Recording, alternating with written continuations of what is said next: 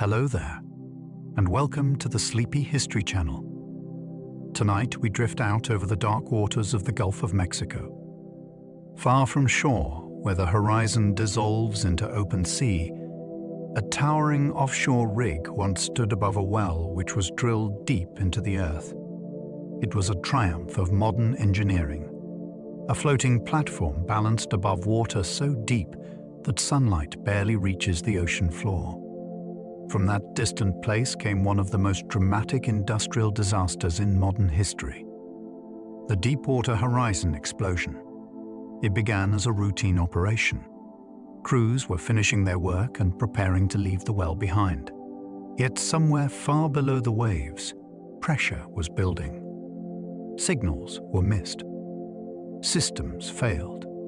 In a matter of moments, the quiet machinery of offshore drilling became fire, chaos, and a crisis that would unfold for months across an entire ocean. The story that followed would involve human decisions, powerful technology, and the relentless force of the natural world. It would reshape laws, industries, and the lives of people along the Gulf Coast. If you enjoy these gentle journeys, I invite you to like, subscribe, or share a thought below. It helps others find their way here too, one sleepy soul at a time. But for now, allow your body to relax and your breathing to slow. Let your thoughts loosen their grip on the day. And as the night settles in, we will explore the long and remarkable story behind one unforgettable moment in history. Let's begin. The Deepwater Horizon exploded during what should have been routine final work.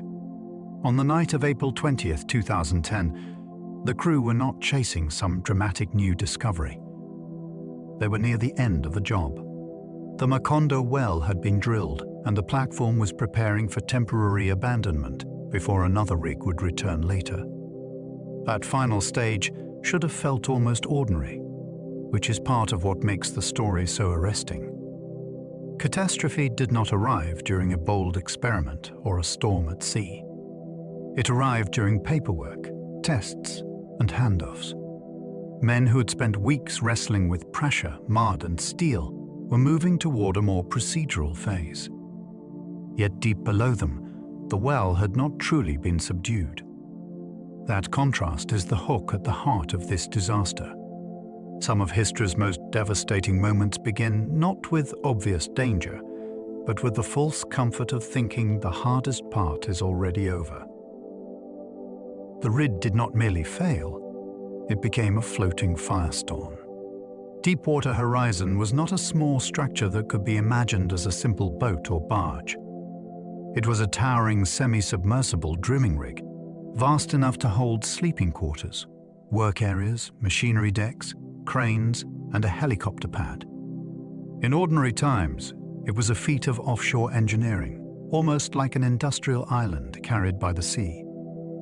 That scale is what made the transformation so shocking. Once gas surged up and found ignition, the platform did not suffer a neat mechanical breakdown. It became a vertical inferno. Fire climbed through a machine built from fuel, pressure lines, drilling equipment, and electrical systems. The structure that had embodied technical control suddenly looked volcanic. Witnesses described explosions, showers of debris, and flames visible from far away across dark water. It is hard to overstate how strange that sight was. A symbol of precision industry had turned into something primal, unstable, and terrifyingly alive. What began on one platform became America's largest marine oil spill. At first, many people saw the disaster as the loss of a rig and the terrible death toll aboard it. Then, the scale widened. When the platform sank, the blowout beneath it continued, and the event expanded from an explosion into a national environmental crisis. Oil flowed into the Gulf of Mexico day after day, until the spill grew larger than any accidental marine oil spill in United States history. That shift matters because it changed the meaning of the event. One violent night became months of spreading consequence. Shorelines, fisheries, marshes, tourism, wildlife, and coastal economies all entered the story. The map kept enlarging. Communities that had never seen the rig still felt the disaster in their waters and livelihoods. The phrase Deepwater Horizon came to mean more than an offshore accident. It became shorthand for a sprawling modern calamity, where one failure at sea reached outward and touched an entire region. The well was a mile beneath the surface and still erupted upward. One reason this story feels almost unbelievable is the sheer depth involved. The rig floated in water roughly a mile deep, far above the seafloor where the wellhead sat. Then the well itself extended thousands of feet farther into the earth. In other words, the danger came from astonishing distance. Pressure built far below human sight, below divers, below sunlight, and below any place a person could physically reach in an emergency. Yet when control was lost, oil and gas still forced their way upward through that immense column. That is part of what gave the disaster its eerie power. It felt as though the planet had answered back from a hidden place. Modern drilling can operate in environments that seem almost abstract, and for long stretches that mastery can appear complete. The blowout shattered that illusion. A well buried deep beneath sea and rock still found a path to the surface with devastating force. The crew fought a disaster unfolding faster than human reflexes. Once hydrocarbons entered the rig, the available time collapsed. Offshore crews trained for emergencies, and those aboard were not inexperienced dreamers caught unaware by the existence of danger. They worked in one of the most hazardous industries in the world. Yet the sequence that night moved with such speed that training, alarms, and instinct struggled to keep pace. Gas rushed upward, engines began to overspeed, explosions followed, and men had to make choices in seconds through noise, darkness, smoke, and heat. That is what makes the event so gripping. It was not a slow drama where everyone could calmly assess the next step. It was a race against a chain reaction already unfolding. Some tried to activate systems. Some helped others reach lifeboats. Some searched for missing co-workers. In disasters like this, bravery often looks less like grand speeches and more like split-second action taken while the world has already begun to break apart. The rig sank 2 days later, but the crisis was only beginning. For nearly 40 hours after the first explosions, the stricken platform remained afloat while flames consumed it. That long interval gave the impression of an ending in progress, as though the world were watching the last act of a terrible accident. Then, on April the 22nd, the rig finally sank. In many disasters, that would have marked the close of the story. Here, it marked a grim transition. The visible symbol of the catastrophe disappeared beneath the Gulf, but the hidden source of danger remained active on the sea floor.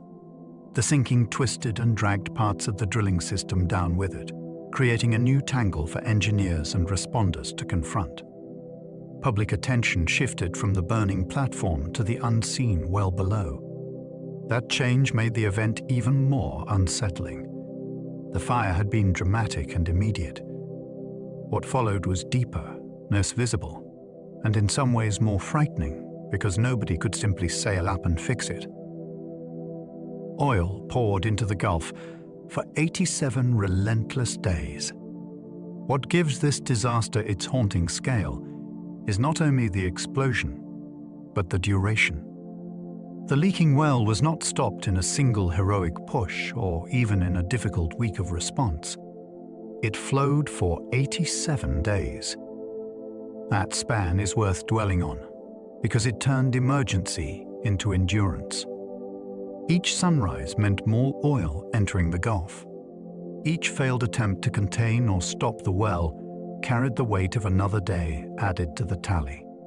News coverage shifted from shock to grim counting, and the country lived through a strange season in which one offshore wound remained open far longer than many thought possible. Time itself became part of the damage. It allowed the spill to spread, to weather, to mix into beaches and marshes, and to work its way into livelihoods and ecosystems. Long disasters have a special power. They force people to confront not one terrible moment, but a terrible persistence. The blowout preventer failed in the one moment it was needed most. Few machines in this story carry as much tragic symbolism as the blowout preventer. It was the massive safety device mounted on the wellhead, designed as the last barrier when other lines of defense failed. Its purpose sounds almost reassuring. If pressure control is lost, this system should close, cut, and seal. That promise gave offshore drilling a language of backup and reassurance. Yet on the night it was truly needed, it did not secure the well. Later investigations found a far more complicated picture than a single broken switch. Pipe had shifted under extreme conditions. The chemical and hydraulic problems existed. The exact sequence was intricate, but the broad meaning was stark. The alternate safeguard proved vulnerable to the very chaos it was meant to defeat. That failure changed public perception more than almost anything else. The machine meant to embody control became a reminder that backup systems can fail when real crisis arrives. A chain of small decisions helped trigger one enormous catastrophe. Investigators found a sequence of decisions, assumptions, interpretations, and compromises that built upon one another. A negative pressure test gave troubling signals. Cement barriers did not perform as hoped. Heavy drilling mud was displaced. Readings were interpreted in ways that allowed operations to continue. None of these steps, taken alone, carries the thunder of an explosion. That is precisely the lesson. Major disasters are often assembled from actions that seem manageable in isolation. Each choice can feel temporary, explainable, or efficient. Then the system reaches a point where those ordinary judgments combine into something unstoppable. That pattern makes the story more chilling, because it feels familiar far beyond offshore drilling. Human beings are often less endangered by one grand act of recklessness than by a series of smaller choices that slowly make danger seem normal. 11 men vanished in minutes, and the sea kept burning. When the explosions tore through the rig, the disaster became human before it became historical. 11 workers never made it home. Their names are central to the story, because this was not only a failure of machinery or management. It was a might of fathers, sons, friends, and colleagues, caught inside a chain of events that outran every plan made to keep them safe. Survivors spoke of heat so intense it felt unreal, of smoke that swallowed space, and of a platform that changed from workplace to trap almost at once. Search efforts began quickly, but hope narrowed with cruel speed. Even then, the violence of the scene did not end. Flames continued to roar above the Gulf, as if the ocean itself had become fuel. That image fixed the tragedy in public memory. A workplace had vanished into fire, and for many families, the waiting had already turned into grief. Deepwater Horizon was drilling the Macondo well far off Louisiana. The name Macondo sounds almost literary, which makes it easy to forget that it belonged to a real prospect in the Gulf of Mexico, drilled about 41 miles off the Louisiana coast in Mississippi Canyon. Book 252. That location matters because it sat in one of the most intensely industrialized stretches of ocean on Earth. Out there, energy companies had turned open water into a working landscape of leases, pipelines, vessels, and floating rigs. The well was part of a vast offshore frontier where geography, geology, and economics all collided. To the public, the disaster later felt remote and almost abstract. Yet Macondo was tied directly to ports, refineries, fisheries, and coastal towns. It was not some lonely point beyond human concern. It was a hidden pressure point inside a living regional system.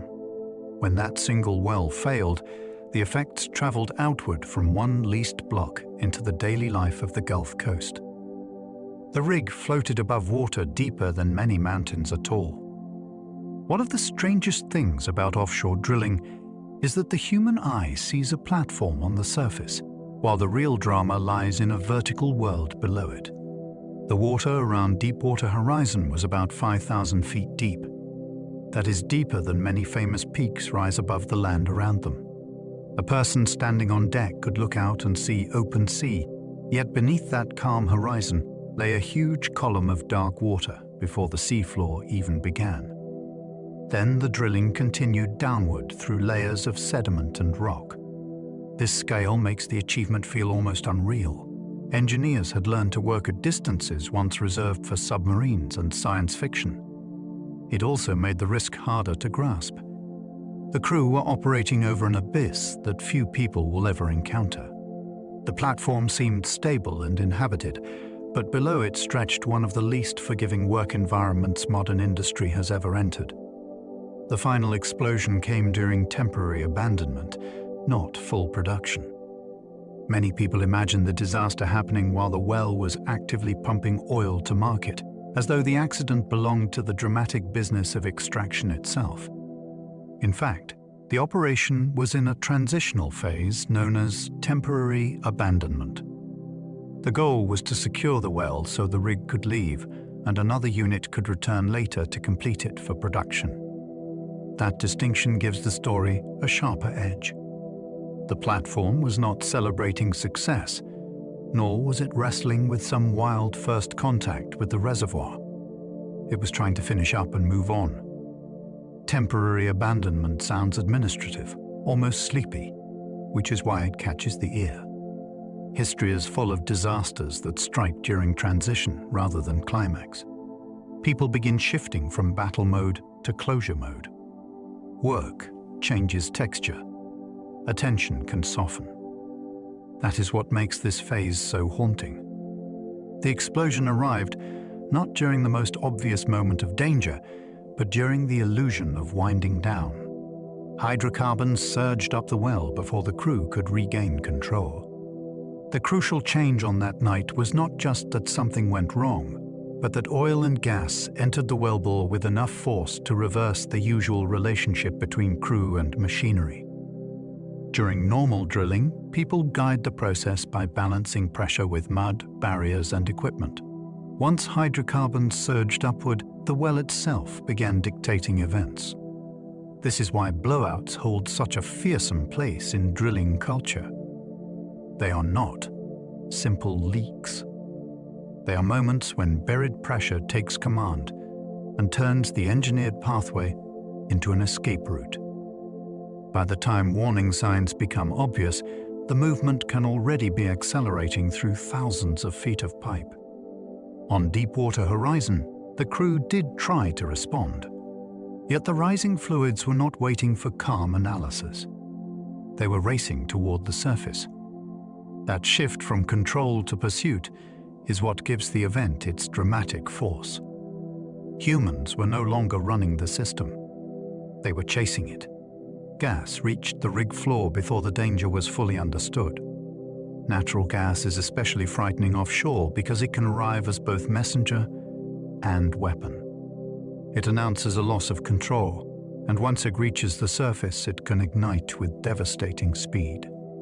On Deepwater Horizon, gas moved up from the well and spread into areas where engines, electrical equipment, and human activity were all present. That journey from deep reservoir to rig floor is one of the most chilling parts of the story. The substance that had spent ages trapped underground suddenly entered a crowded industrial environment built above the sea. Crews depend on instruments, procedure, and interpretation to recognize danger early enough to act. Yet gas does not wait politely for consensus. It travels, expands, and transforms the atmosphere around it. By the time its presence is undeniable, the margin for recovery may already be collapsing. In that sense, the disaster carried a terrible invisibility. The threat reached the heart of the platform before everyone fully grasped how close catastrophe had come. The first blast was followed by a second, even more violent explosion. Survivor accounts often describe the night not as one single detonation, but as a sequence that escalated. The first explosion was shocking enough to throw people off balance, shatter assumptions, and plunge the rig into immediate emergency. Then came another blast, stronger and more destructive, which helped confirm that this was no contained incident. That pattern matters because it shaped how the platform was experienced by those aboard. A single explosion might still leave room for hope that the damage had peaked. A second and more violent one tells a different story. It says the system is still feeding the disaster. It says the danger is not behind you, but growing. In spoken memory, that rhythm carries enormous power. First impact, brief confusion, then something worse. It is the structure of a nightmare. For many on the rig, those moments shattered every ordinary reference point. A workplace became a place where the next second could be deadlier than the one before. Survivors described fire, darkness, alarms, and total confusion at once. Industrial disasters are often remembered through official reports, but the human texture comes from those who lived through the first minutes. Men aboard Deepwater Horizon later described a sensory overload that felt impossible to organize. Fire lit parts of the rig with unbearable brightness. Smoke and power loss plunged other areas into darkness. Alarms sounded, machinery failed, and information came in fragments rather than clear instruction.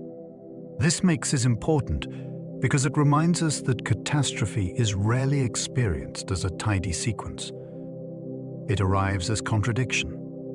You can see too much and too little at the same time. You can hear warning systems while struggling to know which danger matters most. In those conditions, orientation itself becomes a challenge. People search for exits, co-workers, and some clue about whether to stay, run, or help. The reports and hearings came later. In the moment, reality was far more chaotic.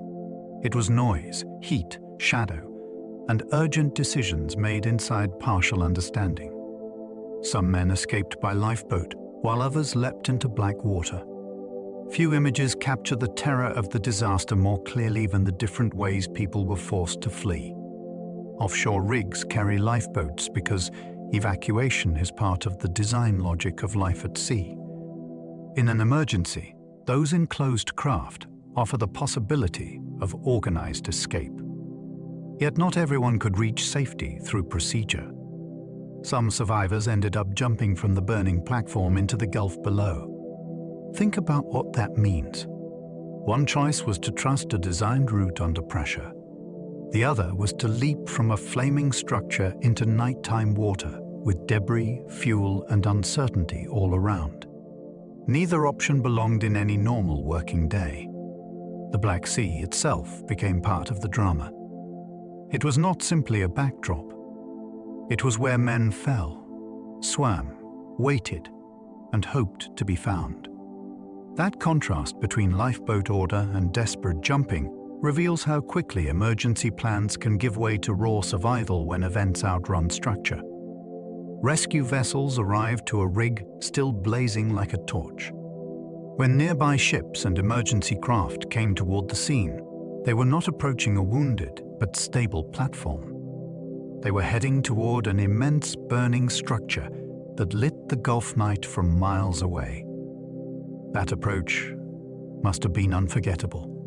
Offshore mariners are used to distance, darkness, and the scale of industrial equipment, yet even for them this was extraordinary. A drilling rig is normally a symbol of control, work, and routine logistics. Now it stood in flames like a beacon of failure. Rescue crews had to navigate toward heat, smoke, floating debris, and the possibility of further explosions while looking for survivors in the water. The site itself carried a terrible message. Whatever had happened was already beyond ordinary onboard firefighting. The platform was no longer simply in distress. It had become a burning landmark. That is part of why the event seized public imagination so powerfully. The first responders were sailing towards something that looked almost mythic in its scale and danger. The disaster unfolded about 50 miles from the Louisiana coast. Distance shaped every part of the tragedy. The rig was far enough offshore that no quick dash from land could solve anything, yet close enough that the consequences would not remain remote for long. About 50 miles from the Louisiana coast is an awkward kind of distance. It is beyond ordinary public sight and beyond simple rescue logistics, but it is still deeply connected to the coastal world. Helicopters, supply boats, ports, and emergency networks all tied that offshore platform to communities on land. This in-between geography made the event feel both distant and intimate. Families waited on shore while the crisis played out in a place they could not see. Later, the spill would travel toward marshes, beaches, and fisheries, proving that offshore industry is never truly separate from coastal life. The location also added drama to the first hours. Help was coming across open water, not around a city corner. At sea, even 50 miles can feel like a world away. The Macondo prospect had already become costly, delayed, and troublesome. Long before the explosions, this well had developed the kind of reputation that makes crews uneasy. It was not a smooth, triumphant project racing neatly toward completion. It had run behind schedule, burned through money, and forced people to deal with setbacks that piled pressure onto every later decision. That matters because delay changes the atmosphere of work. Time stops feeling like a neutral backdrop and starts feeling like an opponent. Each extra day offshore means more expense, more scrutiny, and more incentive to keep pushing toward the finish. The well itself had become known as difficult, which gave it an almost stubborn personality in the story. It resisted easy progress. In that sense, the disaster did not burst from a calm and effortless operation. It emerged from a project already strained by trouble. Many major catastrophes acquire force this way. They grow inside environments where patience has been worn down, and finishing begins to feel more urgent than stepping back. Investigators found warning signs long before the explosions began. One of the most gripping features of this disaster is that hindsight did not reveal a sudden bolt from nowhere. It revealed a trail.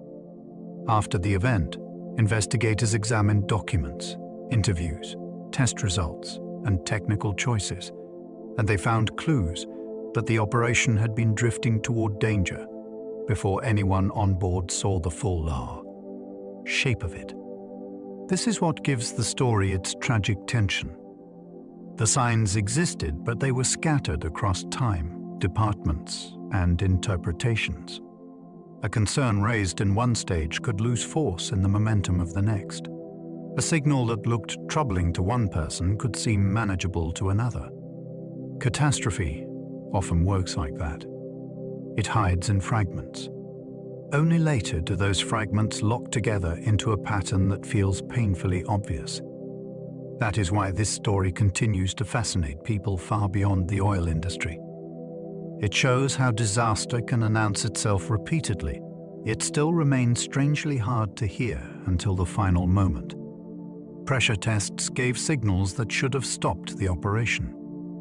Among the most haunting moments in the entire chain of events were the pressure tests carried out before the explosion. These tests were supposed to answer a simple but vital question. Was the well secure enough to proceed? In principle, that sounds wonderfully clear. In practice, the results became one of the most consequential points of confusion in the story. The readings did not offer the kind of calm reassurance people wanted. They pointed toward a problem. Pressure remained where it should not have remained, which suggested that fluids were moving in ways the crew did not fully control. This should have acted like a loud bell in the night. Instead, uncertainty and interpretation stepped in. What makes this so compelling is that the drama did not hinge on exotic machinery alone. It hinged on whether people would stop when the numbers told an unsettling story. History sometimes turns on moments that look technical from afar, but feel deeply human up close. Key readings were misread, disputed, or fatally explained away. Data can feel objective when printed on a screen or written in a log, yet in real operations, numbers must pass through human judgment. That is where this disaster becomes almost unbearably fascinating. The critical readings that night were not simply seen and obeyed. They were argued over, interpreted, and given meanings that allowed work to continue. Some thought the results could be explained by quirks in the procedure. Others accepted accounts that made the troubling pressures seem less dangerous than they were. This is one of the great themes of modern industrial history. Information does not protect people by existing. It protects them only when they are willing to let it interrupt momentum. Once a doubtful explanation gains traction, it can become a bridge that carries everyone past the moment where they should have stopped. That is why this part of the story lingers. The well did not hide every clue. Some of the clues were visible, but they were talked into seeming less urgent. Cement at the well failed to hold hydrocarbons securely below. Far beneath the rig, where no human eye could watch directly, cement had been asked to do one of the most important jobs in offshore drilling. It was supposed to help isolate the reservoir and keep oil and gas from rising where they did not belong. Cement sounds humble compared with flames, steel, and giant safety equipment, yet it sits near the heart of the entire drama. A disaster of enormous scale can depend on whether a barrier hardens properly in the dark. Investigations later concluded that the cement in this well did not provide the secure seal the operation required. That failure is captivating because it reminds us how much of modern industry rests on trust in hidden materials. People on the surface proceed because they believe the unseen barrier below is doing its work. When that faith is misplaced, the consequences can race upward with terrifying speed.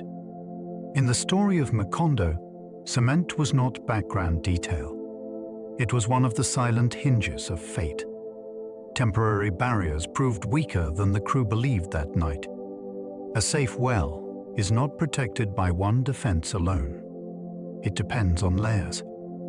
Some are permanent, some temporary, and some exist only for a particular stage of work.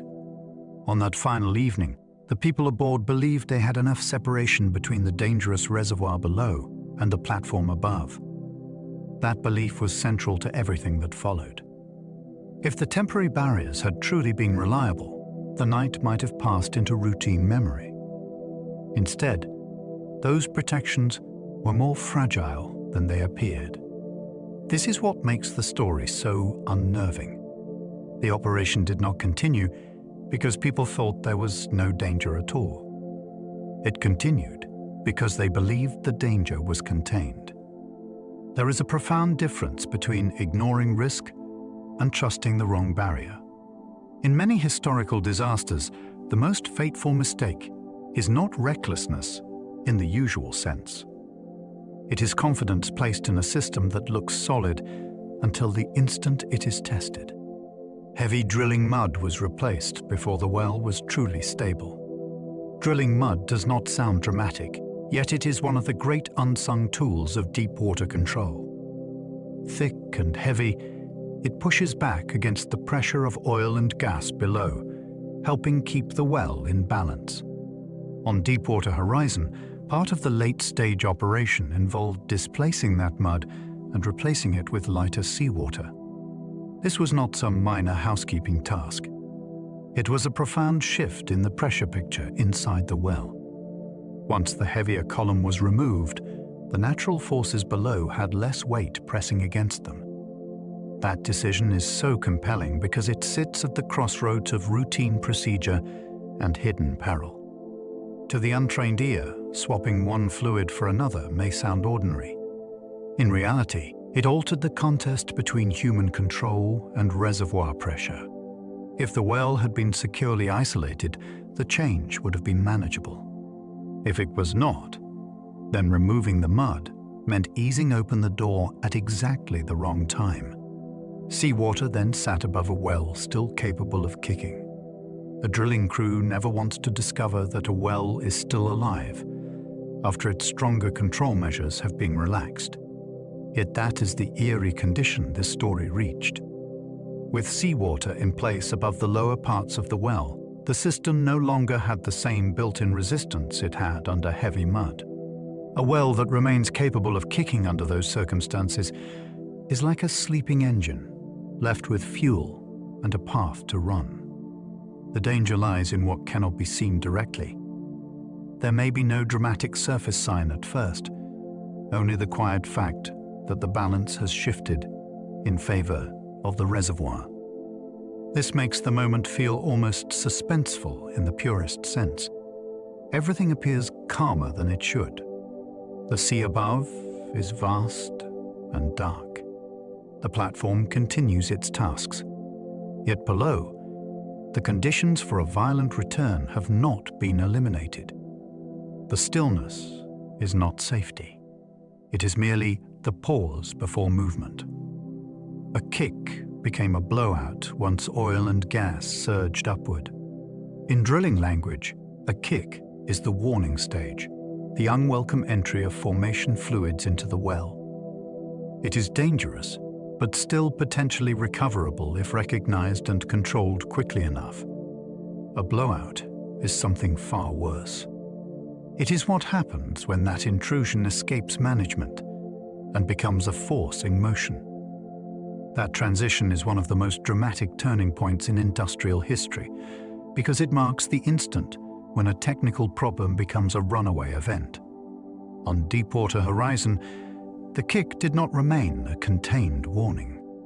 Oil and gas surged upward through the well, accelerating toward the surface.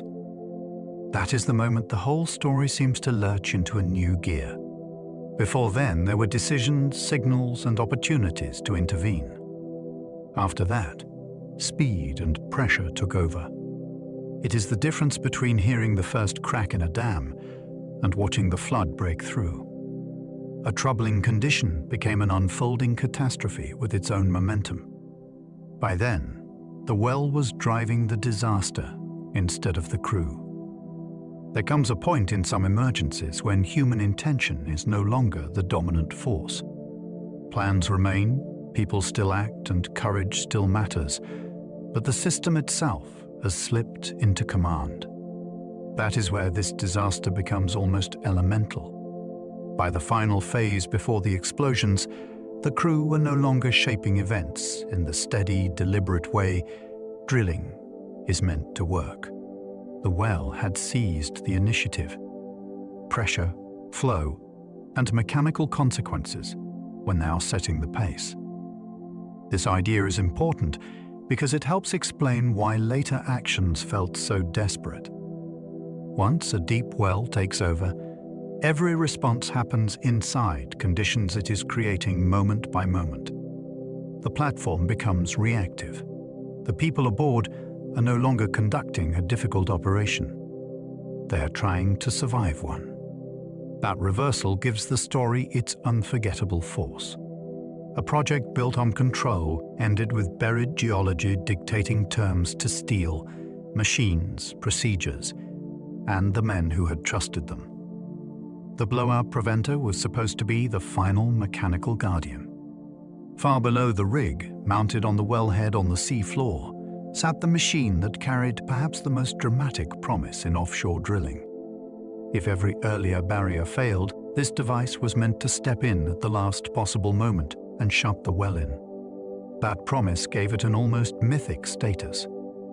It was not just another piece of equipment. It was the thing people imagined standing between trouble and catastrophe, when everything else had gone wrong. In a system built on layers of defense, this was the layer that seemed hardest to doubt. Massive, complex, and purpose-built for crisis, it represented the idea that deep-water drilling still had one final answer in reserve. That is why its role in the story is so gripping. The machine was not a side detail discovered later. It was the last mechanical sentinel in the entire chain. When people picture the disaster, they often picture the moment that Guardian did not save them. Its blind, sheer ram could not fully seal the flowing drill pipe. At the heart of the seafloor safety system was a component with a name that sounds almost surgical. The blind, sheer ram was designed to do something brutally simple when disaster struck. It would slice through the drill pipe and then close the well. In imagination, that sounds decisive, almost cinematic. Steel closes. Pipe is cut. Pressure is stopped. Yet reality turned out to be far more unforgiving. The ram did activate, but it did not achieve the complete seal needed to shut the well in. That detail is one of the most haunting in the entire disaster. The emergency measure was not absent. It was there. It moved. It tried. And still the well was not contained. This is what makes industrial failure so chilling. Sometimes the decisive action occurs, but conditions have already become strange enough that the action cannot finish its work. The machine reached for its purpose, and the purpose slipped just beyond its grasp. Investigators later found the pipe had buckled under extreme conditions. One of the strangest discoveries to emerge after the disaster involved the drill pipe itself. Rather than remaining centered and straight in the way engineers would hope during an emergency cut, the pipe had deformed under the violence of the conditions inside the well. It buckled. That word matters because it turns a hard steel object into something vulnerable, almost animal in its response to pressure. People tend to imagine pipe as rigid and obedient, but down there, it was caught in a storm of force, compression, and rapid movement. The result was not neat alignment, but distortion. This finding added a powerful twist to the story. The safety system had not merely faced a normal piece of pipe during an abnormal event. It had faced hardware already changed by the event itself. In other words, the emergency did not wait politely for the machine to act. It altered the very target the machine was supposed to cut.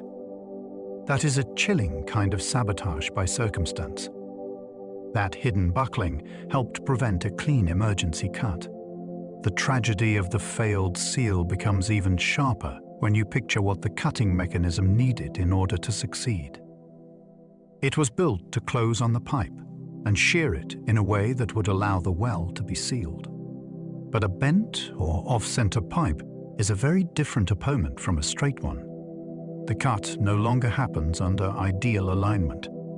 It becomes uneven, compromised, and harder to complete. That hidden distortion beneath the sea gave the disaster a cruel mechanical logic. The blowout preventer was not facing a tidy emergency. It was facing one that had already changed the geometry of the problem. This matters because it reveals how disasters can defeat safety systems without any dramatic visible sabotage. Nothing had to arrive from outside. The flow itself, the pressure itself, and the instability of the moment were enough to deform the conditions for rescue. The machine did not simply miss its chance. The chance had already been bent out of shape. The rig's emergency disconnect system was also defeated by the chaos. Offshore rigs are built with the idea that, in the gravest emergency, the vessel may need to separate from the well below and move clear. That is the purpose behind the emergency disconnect system. It belongs to the same philosophy as lifeboats and fire systems. When control collapses, break away and survive. On Deepwater Horizon, that hope also failed to deliver what it was meant to deliver. The sequence of explosions, damage, and system disruption turned a designed escape into something the rig could not effectively complete. This is one of the most fascinating aspects of the disaster, because it shows how many fallback plans can exist on paper, yet still be overwhelmed in practice. A deepwater rig is not like a car that can simply pull away from danger. It is linked to the well through heavy equipment, ongoing operations, and tightly timed systems. In the worst conditions, separation itself becomes one more difficult act inside a world already coming apart. Explosions likely disrupted power and control when seconds mattered most. In many disasters, the first damaging event does more than harm people and structures. It also cripples the very systems needed for recovery.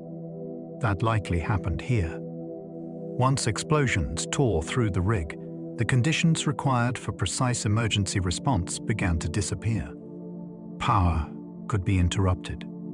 Control pathways could fail. Equipment that depended on orderly signals suddenly had to function inside disorder. This is part of what makes the story so compelling to listen to. We love to imagine a final button, a final command, a final action that could still restore control. But real catastrophes do not pause for that fantasy. The explosion that creates the emergency may also destroy the ability to answer it. Seconds matter most exactly when the environment becomes least hospitable to clear action. That cruel timing sits near the center of this disaster. The systems may still exist physically, yet the blast can steal the stable world they need in order to work as intended. Even a giant safety system can fail under the wrong sequence. There is something almost myth-busting about the lesson hidden here. People often assume that size and complexity guarantee reliability. If a safety device is massive enough, expensive enough, and engineered for worst-case events, it feels natural to trust it. Yet this disaster showed that even a formidable system can be defeated when events arrive in the wrong order. Sequence matters. Pressure changes, equipment behavior, damage controls, pipe position, and timing all interact. A machine that might succeed under one emergency can fail under another that looks similar from a distance. That is why the story stays so unsettling. It was not enough to have a powerful device in place. The surrounding circumstances had to remain within the range that device could handle.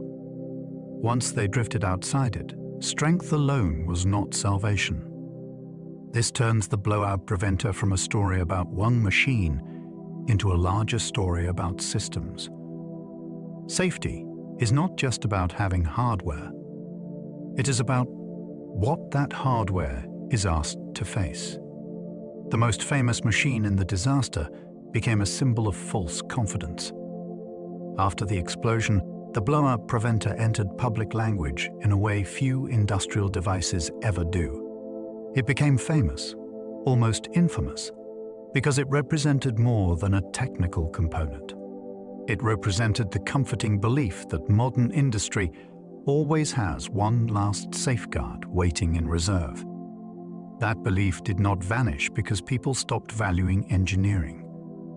It vanished because this particular event showed how confidence can gather around a machine until the machine begins to stand in for certainty itself. Once that happens, trust becomes dangerous.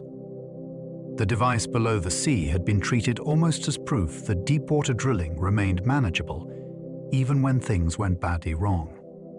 After Macondo, that aura was shattered. The machine came to symbolize not dependable rescue, but the risk of placing too much faith in backup without fully facing the conditions that could defeat it. That transformation is one reason the story endures. A hidden tool became a public lesson in the limits of reassurance. Engineers had trusted layers of protection that failed one after another. Deepwater drilling depends on the idea that no single barrier must carry the whole burden.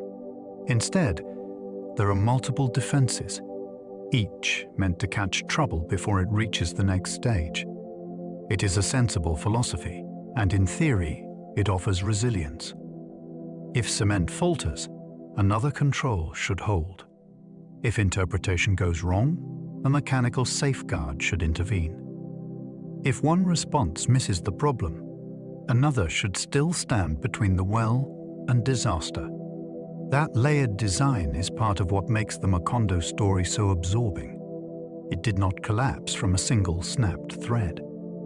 It unraveled through a sequence of protections that did not hold when called upon. The effect is almost like watching doors close too late in a flooding ship. Each one exists for a reason, and each failure makes the next more important. By the time the last one is tested, it carries the weight of everything before it. The system was built in layers, and the layers gave way in sequence. Redundancy means little when several safeguards share the same weakness. Redundancy sounds like the language of safety because it suggests backup, insurance, and second chances. Yet the Deepwater Horizon disaster exposes a sharper truth. Extra safeguards are only truly independent if they fail for different reasons. If several barriers depend on the same assumptions, the same interpretations, or the same underlying conditions, they can all be undermined together. That is the hidden fragility at the center of this story. A system can look richly protected on paper while still carrying a single point of weakness that reaches across multiple defenses. Once that weakness is triggered, the backups do not behave like separate rescuers. They fall in sympathy. This is a fascinating lesson because it reaches far beyond offshore drilling. In aviation, finance, medicine, and engineering, people can mistake quantity of safeguards for diversity of safeguards. Macondo showed the difference with brutal clarity. More layers do not guarantee safety if those layers are all vulnerable to the same unseen failure.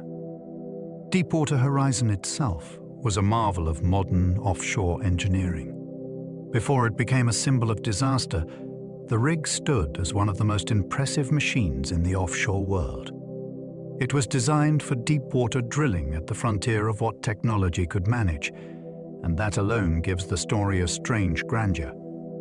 This was not an old platform limping along on obsolete methods. It was advanced, capable, and admired. People trusted it because it represented decades of innovation in naval design, drilling systems, station keeping, safety planning, and life support at sea. In another story, the same rig might have been celebrated only as a triumph of engineering ambition. That contrast is what makes it so compelling. The machine was extraordinary, and still, it was not enough. History often becomes most fascinating when greatness and failure occupy the same object. The rig was both a technical wonder and the stage for catastrophe, which forces us to confront a difficult truth. Sophistication can expand power, but it can also magnify consequence. The rig held position using dynamic systems instead of anchors. One of the most astonishing things about Deepwater Horizon is that it did not rely on anchors dragging down into the sea floor to stay in place. Instead, it used dynamic positioning, a system that kept the vessel steady through computers, sensors, and thrusters that constantly adjusted against wind, waves, and current. That means the rig was always making tiny corrections, always thinking in motion, always balancing itself over the well below. There is something almost elegant about that. The platform was not fixed to the sea in the old sense. It hovered with precision over a target far beneath it, guided by technology that turned open water into a controlled worksite. That detail makes the whole operation feel more futuristic than many people realize. The rig was not simply floating and hoping for stability. It was actively holding its place through calculation and power. In quiet moments, it must have felt almost effortless, which makes the later loss of control even more striking. It was built to drill in water once considered unreachable. Only a few generations earlier, the idea of drilling in water this deep would have sounded reckless or impossible. Offshore energy once hugged shallower parts of the continental shelf, where platforms could be imagined as extensions of land. Deepwater Horizon belonged to a different age. It operated in a realm that earlier engineers would have regarded as far beyond practical reach. This is one reason the story grips the imagination. It is not only about a disaster. It is about how far human industry had pushed into environments once thought inaccessible. The ocean had ceased to be a barrier and had become a workspace layered over another hidden world of rock and pressure. Every part of that achievement carried a kind of audacity. To live, drill, and manage risk in such depths required confidence on an enormous scale. The accident does not erase that ambition. It sharpens it. The rig existed because people had learned to work where earlier eras could barely imagine standing. Its scale and complexity made it feel almost like a floating city. To picture Deepwater Horizon as a simple platform is to miss the atmosphere of life aboard it. This was a large inhabited machine with sleeping quarters, kitchens, work decks, offices, mechanical spaces, communications equipment, cranes, and the rhythms of a community built around rotating shifts. Men did not merely visit it for a few hours and go home. They lived there for stretches of time, working, eating, resting, and forming routines within a structure surrounded by open sea. That is why the rig could feel almost city-like, even though it floated in isolation. It had systems supporting daily life and specialized labor at once. It was part workplace, part vessel, part temporary home. That human scale deepens the tragedy because disaster did not strike an abstract machine alone. It struck a place that contained habits, conversations, friendships, and familiar corners. The more vividly we imagine that floating world, the more shocking its destruction becomes. A whole little society was suddenly overwhelmed. More than 100 people were aboard when the disaster struck. The number of people on the rig that night is part of what gives the event its human density. This was not a lonely crew of a dozen workers on a remote deck. More than 100 people were aboard, which meant the platform held a concentrated population with different jobs, schedules, and locations when the explosions began. Some were on duty in critical areas. Some were likely in living quarters or moving between tasks. That variety matters because disaster did not meet everyone the same way. The emergency arrived across a vertical, crowded structure where people experienced it from different positions and with different immediate choices. A blast in a place like that sends consequences outward through a whole community in seconds. It also means survival depended partly on where a person happened to be when the first moments unfolded. This is one reason the story feels so vivid. The platform was packed with human presence, and every corridor and deck suddenly mattered.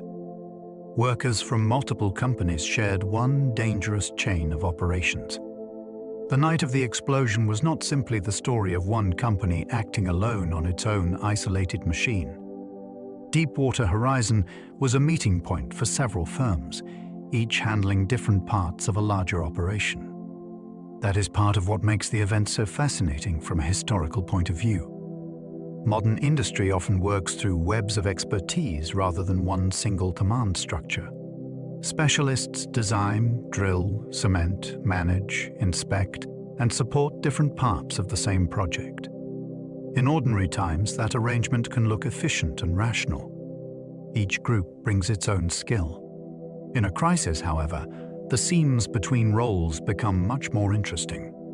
Communication, assumptions, authority, and shared understanding all matter at once. The operation was dangerous not because many people were incompetent, but because many pieces had to align under pressure. This gives the disaster a modern shape.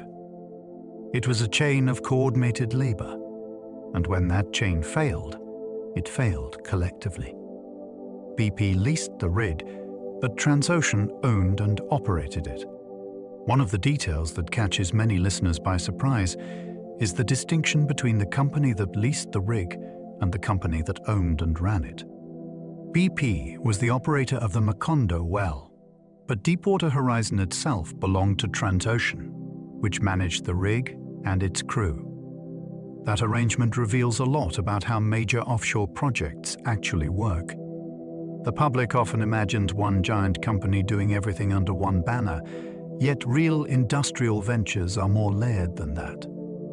Assets, responsibilities, contracts, and expertise can be divided across firms in ways that make the surface story look simpler than the reality beneath it.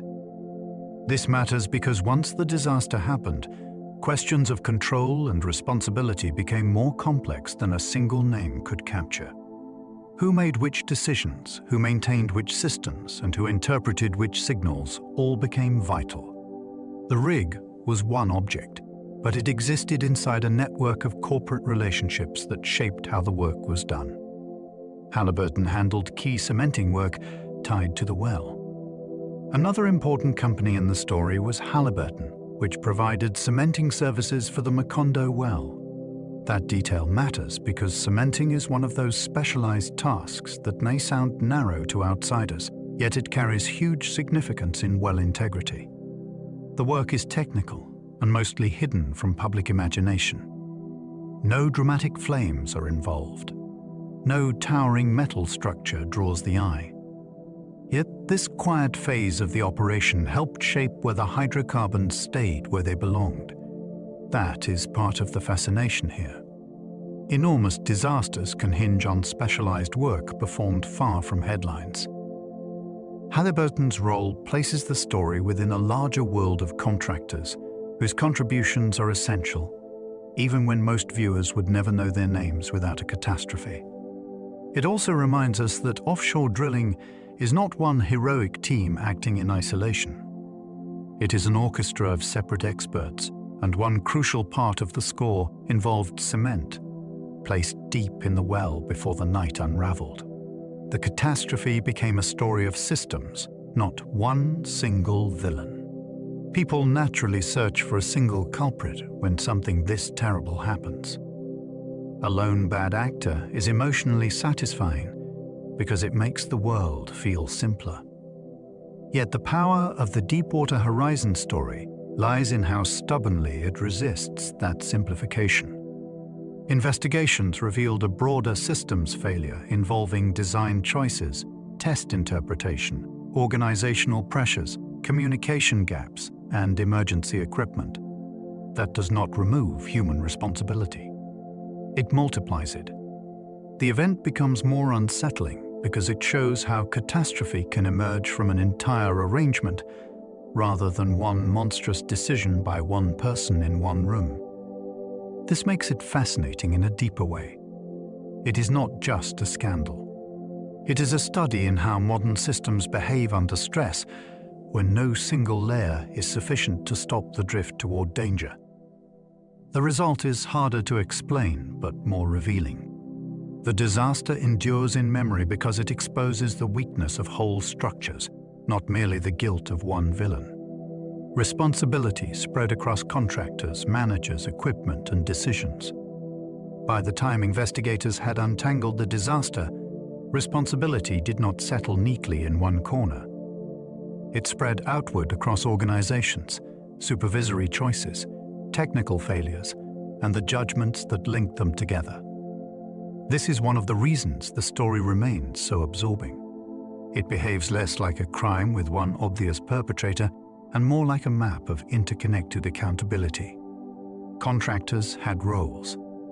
Managers had roles. Equipment had limits. Procedures had assumptions built into them. Each part contributed to the final result, and none can be fully understood in isolation. That pattern is important because it reveals how modern industry distributes both action and consequence. People do not work alone. Machines do not operate alone. Decisions do not remain confined to the moment they are made. They move through a network. When the network performs well, the system looks strong. When it performs badly, fault appears everywhere at once. That makes the story haunting, because blame becomes inseparable from structure itself. The burning rig could be seen for miles across the Gulf. Out on open water, distance usually softens everything. Light seems small, sound disappears, and even large vessels can look fragile against the horizon. That night, Deepwater Horizon broke that rule. The fire was so immense that it could be seen from miles away across the Gulf, turning a remote industrial accident into something almost impossible to ignore. This matters because offshore disasters are often hidden by geography. They happen far from cities, beyond the sight of most people, and in places the public can barely picture. Here, the scale of the blaze defeated that remoteness. The rig announced its own destruction across the sea. To approaching crews, the flames were not a detail to discover at close range. They were visible long before arrival, which must have made the scene feel more ominous with every mile. The burning platform became a landmark of crisis, glowing over dark water where only routine work had been expected. Fireboats sprayed water at a platform already beyond saving. There is something deeply dramatic in the image of fireboats battling a blaze they cannot truly defeat. Water cannons arced toward the rig as crews tried to cool structures and do whatever could still be done, yet the platform itself was already slipping beyond rescue. That contrast gives the scene its power. The response was real, brave, and urgent. But it was not a story where determined firefighters simply arrived and reversed the disaster. Offshore fires fed by hydrocarbons do not yield easily to heroism. They can burn with a violence that makes ordinary ideas of rescue feel heartbreakingly small. The fireboats mattered because people were still fighting for control, still trying to reduce danger, and still refusing to surrender the scene without a struggle. Yet the rig had crossed into a different category of event. It was no longer a damaged asset waiting to be saved. It was a burning loss, and everyone present could feel that truth settling in. For nearly 2 days, the wreck fought gravity and then lost. After the explosions, Deepwater Horizon did not vanish at once. It remained afloat while burning for nearly 2 days, which gave the disaster a grim and drawn-out second act. The platform seemed trapped between survival and collapse, suspended in a state that was both dramatic and dreadful. That long interval matters because it gave people time to watch the machine fail in stages. A sudden sinking would have been shocking. This was worse in a different way. The rig lingered. It burned. It held on. Then, at last, it gave way. There is something almost tragic in that sequence, as though the structure itself was struggling against the inevitable. Of course, steel does not feel willpower, but to human eyes, it can seem that way. The wreck fought fire, damage, and the weight of its own broken systems until gravity finally won. The end came slowly enough for the world to feel the loss unfolding in real time. When the rig sank, the riser collapsed and twisted on the sea floor. The sinking did not end the mechanical drama. It changed it. Attached to the rig was the marine riser, the long conduit that connected the vessel above to the blowout preventer on the seafloor below. When Deepwater Horizon went down, that towering length of pipe came down too. It bent, collapsed, and twisted across the seabed in a wrecked shape that would become part of the crisis itself. This is one of those details that makes the disaster feel more physically vivid. The well was not left behind in some clean, simple configuration. It was entangled with the remains of a fallen system. The seafloor became a scene of heavy steel, damaged pathways, and difficult geometry in deep water. That mattered because every future attempt to stop the leak had to work around this broken arrangement. The disaster below was not a neat hole in the ocean floor. It was a shattered industrial landscape hidden beneath a mile of water. That fallen pipe became part of the nightmare engineers had to solve. Once the riser lay collapsed on the seafloor, it was no longer just debris from a lost rig. It became an obstacle woven into every effort to understand and contain the leaking well. Engineers were not facing an isolated source in a controlled setting. They were facing a blowout tangled with damaged infrastructure in deep water, under pressure, and beyond direct human reach. That is what makes this phase so fascinating. The problem was not only to stop the flow. It was to stop the flow while confronting the wreckage created by the sinking itself. A fallen pipe could channel escaping oil, obstruct access, complicate measurements, and force each response plan to account for twisted metal in a place where ordinary tools could not simply be lowered by hand. The crisis kept generating fresh difficulty from its own aftermath. The very remains of the rig had become part of the challenge, which gave the engineering response a strange and punishing complexity. The leaking wellhead sat in darkness under crushing deep ocean pressure. One reason this story feels so unnerving is the location of the continuing emergency. The leaking wellhead was not in daylight, not near shore, and not in any place where responders could stand beside it and work directly. It sat on the seafloor in darkness, under immense pressure, in a world cold enough and remote enough to feel almost alien. That setting changed everything. On land, a damaged industrial site can be approached, surveyed, and physically occupied by crews. Here, the source of the crisis lay in an environment that pushed humans away and forced them to work through machines. The pressure alone was extraordinary, bearing down on every valve, fitting, and damaged component. That makes the story more than a tale of oil and fire. It becomes a tale of intervention in a realm where nature imposes severe limits on every action. The well was not just leaking. It was leaking from one of the hardest places on Earth to fix anything at all. Cameras later showed oil gushing from the seafloor into open water. At some point, the disaster stopped being imagined and became visible in a new and shocking way.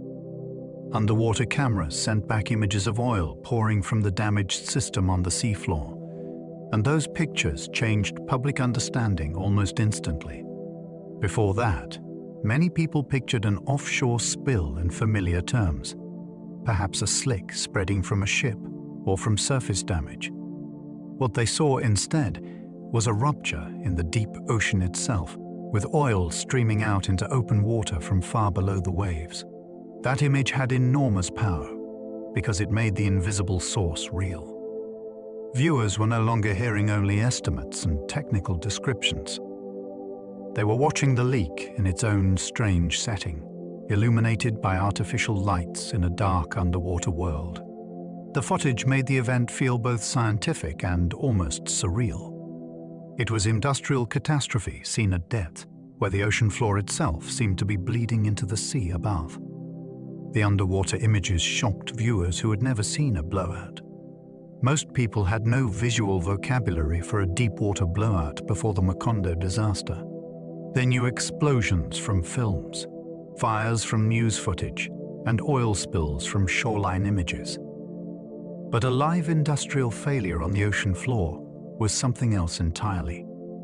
The underwater video unsettled viewers because it showed a form of disaster that felt unfamiliar, technical, and strangely intimate at the same time. You were not looking at smoke on the horizon. You were looking directly at the wounded source.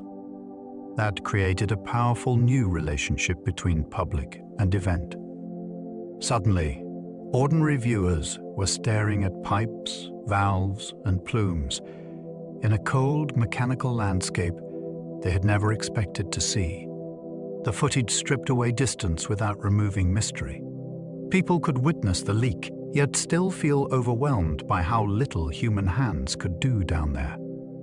That combination of visibility and helplessness gave the images their grip. They were not only informative, They were profoundly unnerving to watch.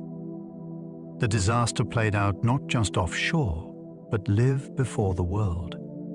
Deepwater Horizon was an offshore catastrophe, yet it unfolded in front of a global audience through television coverage, online updates, and relentlessly circulating imagery.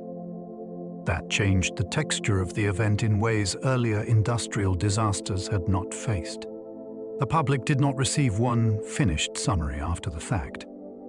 Instead, people watched the story develop day by day, attempt by attempt, with uncertainty still hanging over every new report.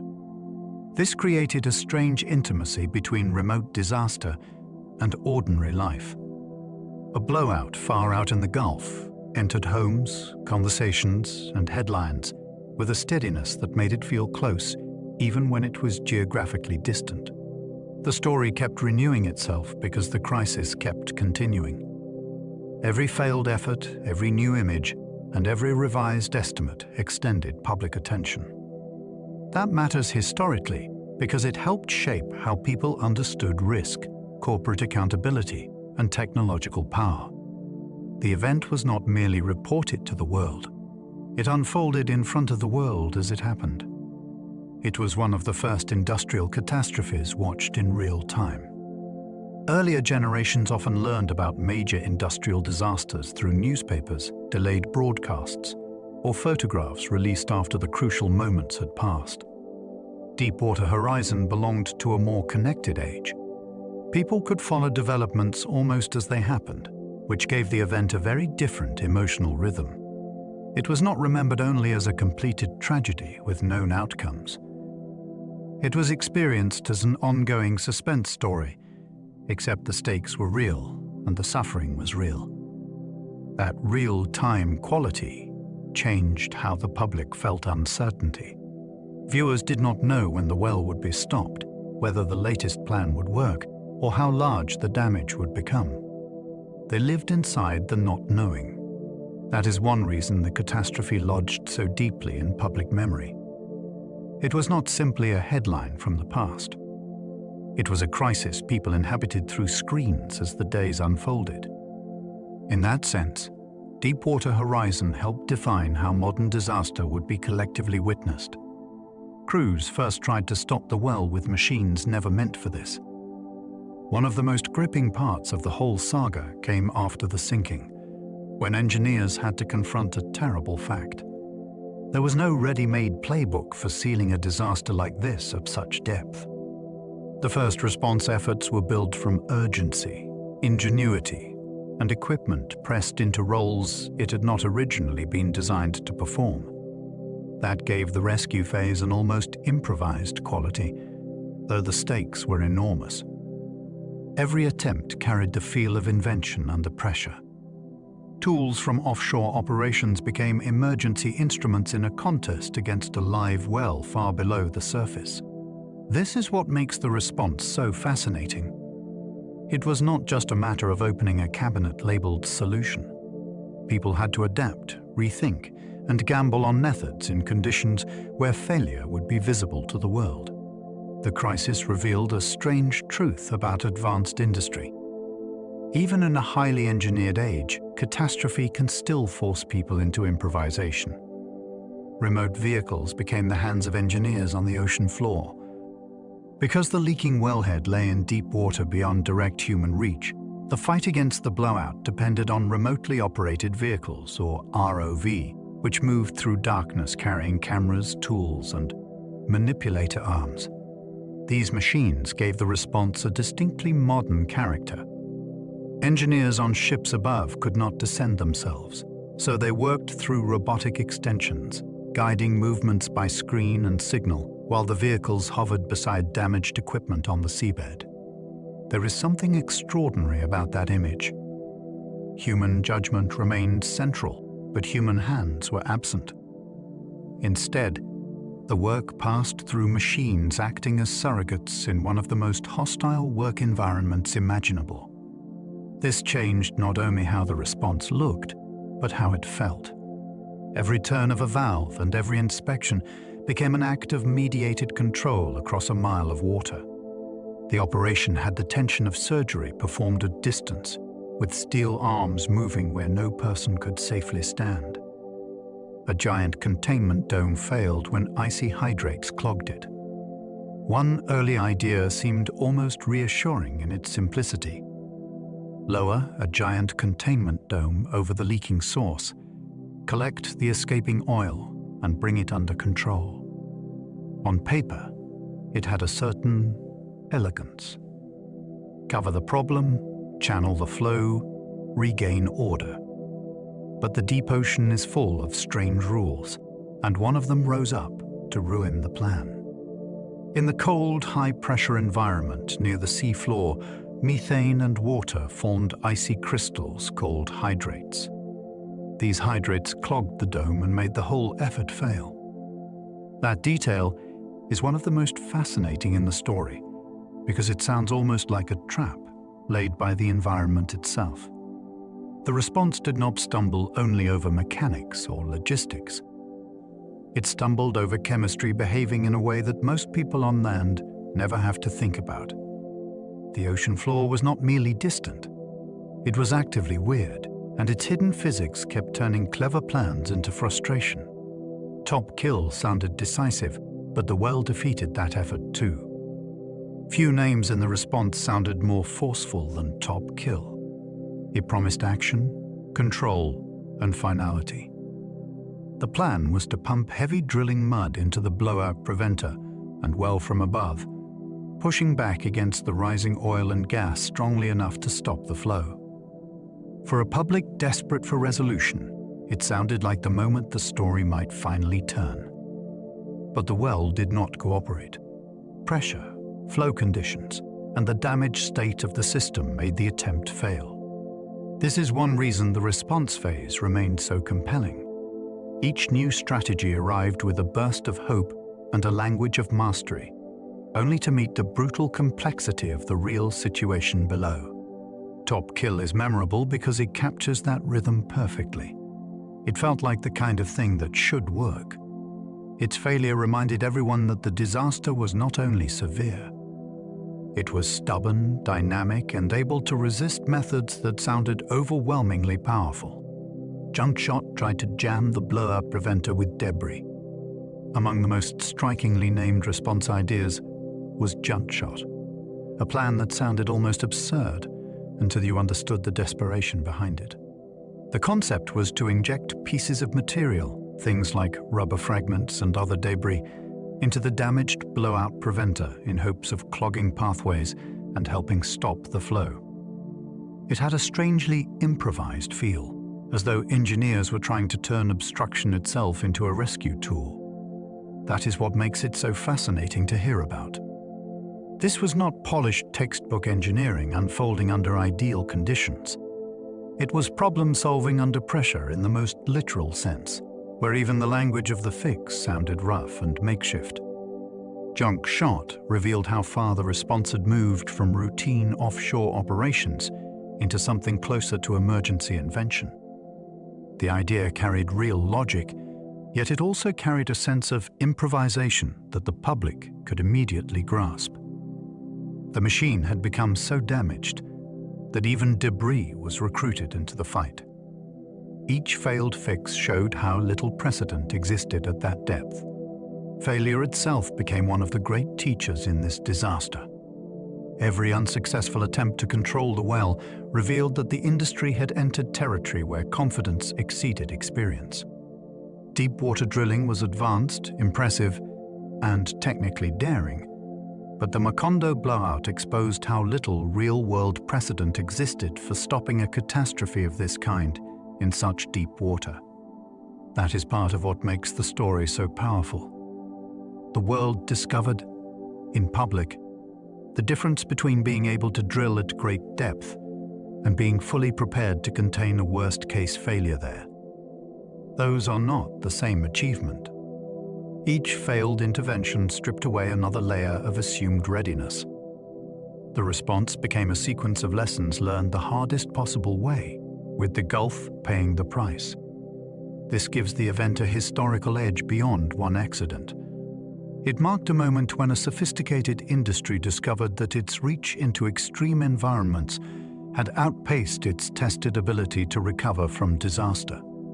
Engineers were improvising against pressure, darkness, and an unruly well.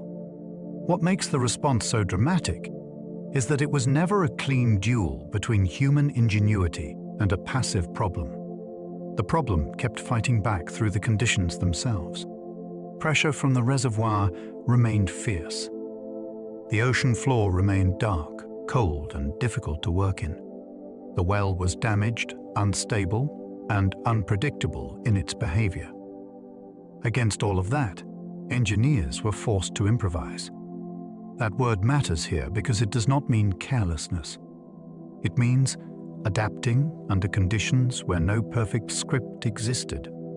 The work demanded creativity, nerve, and technical skill, but it also demanded humility before a situation that refused to simplify. The result was a strange blend of high technology and near-battlefield problem-solving. People were designing solutions while the crisis continued beneath them. That is one reason these efforts still capture attention. They feel like a confrontation with a hostile environment in which modern engineering had to think on its feet while the clock kept running.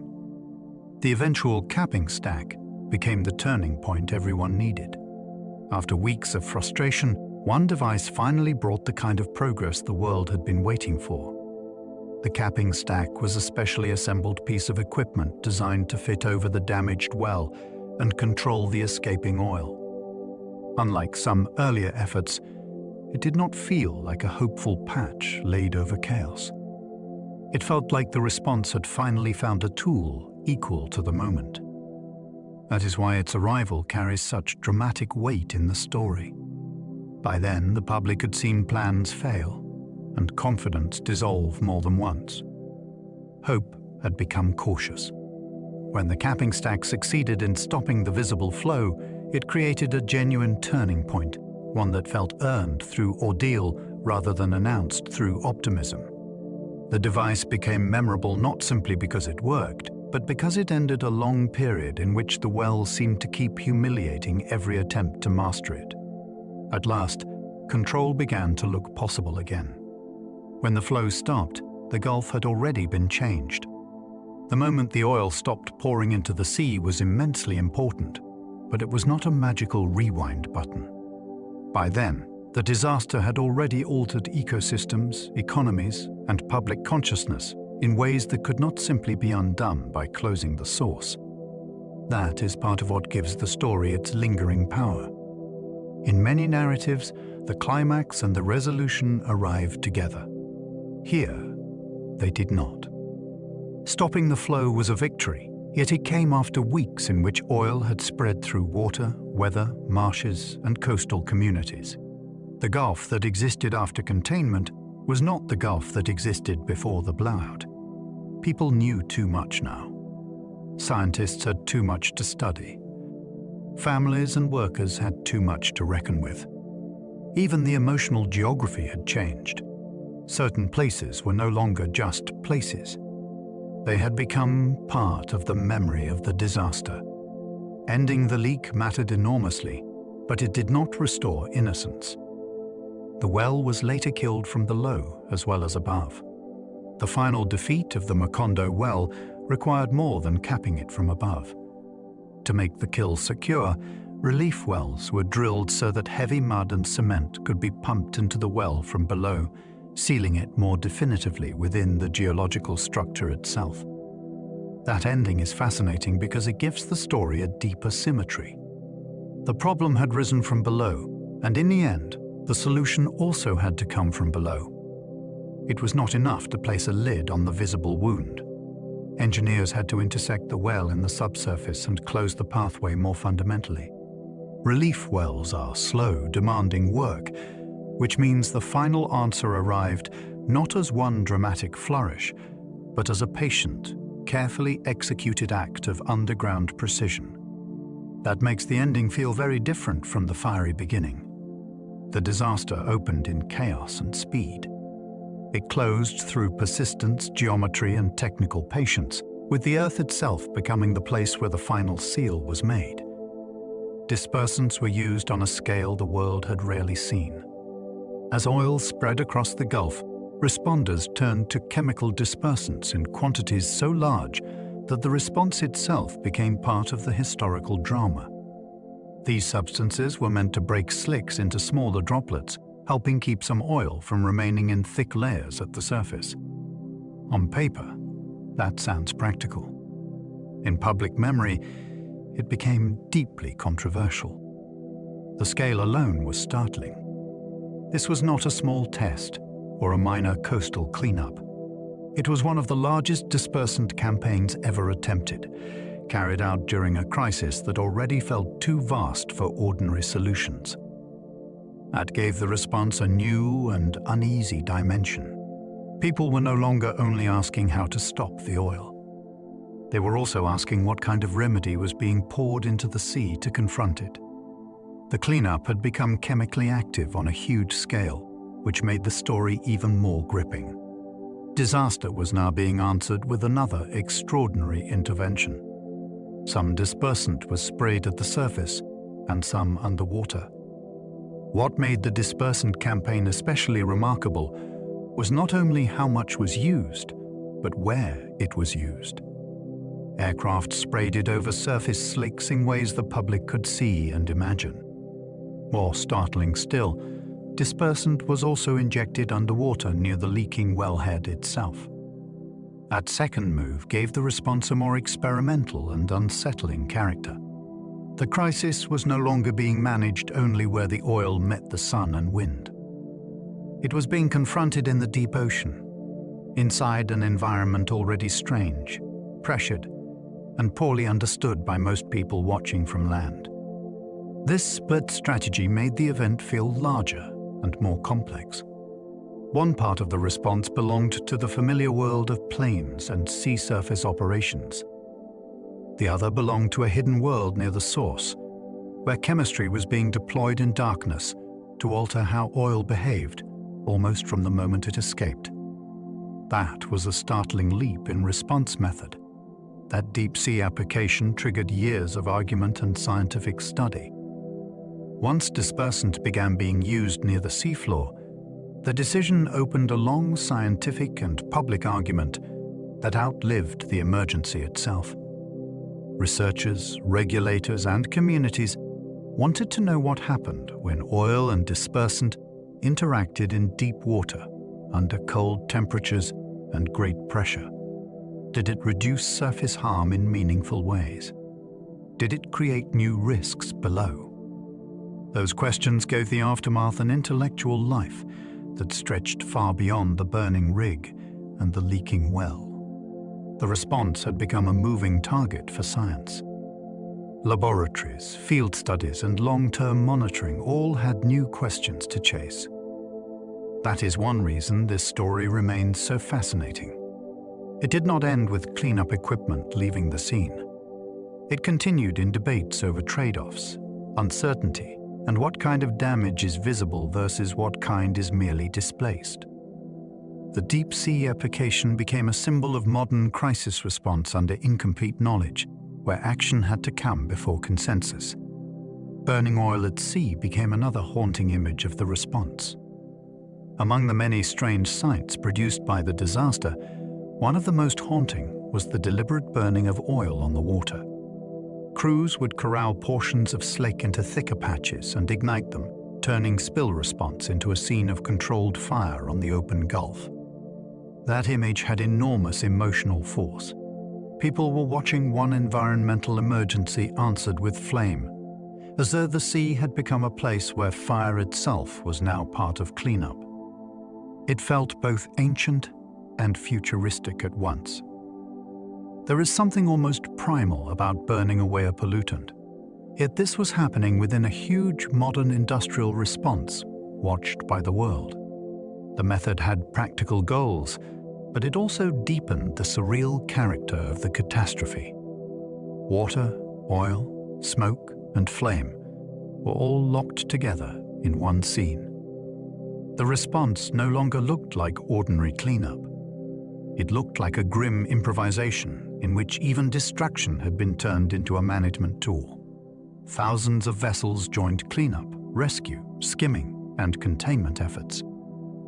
As the crisis widened, the Gulf filled with a response fleet so large that it seemed almost like a floating city of labor.